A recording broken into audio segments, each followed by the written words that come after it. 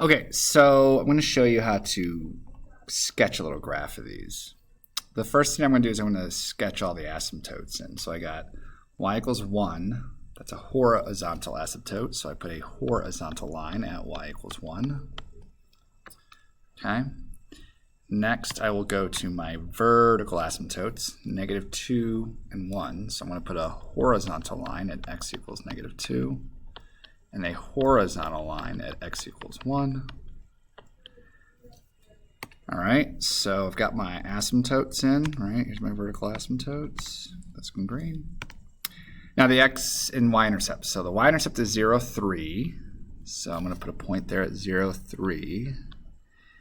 My x-intercepts are -3, 0, and 2, 0. So here on the x-axis, I will put 1 coordinate, -3, 0. 2, 0 on the x-axis, I will put a 2.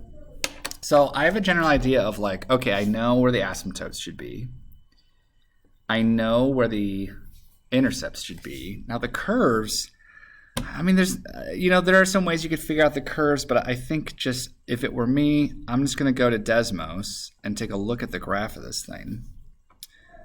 And I'm going to go ahead and see, okay, let's see here. My x-intercepts, -3, 2. Yep, -3, 2. And I'm going to come back. My y-intercept, 0, 3. Yep. Okay, I think my vertical asymptotes are x equals -2 and x equals 1. So let's put those in. X equals -2 and x equals 1. Change these to make them green, just to match up and make them dotted lines. I mean, you don't have to do that. I like to do that. I like to make my lines dotted lines. There we go. There we go. Okay, cool.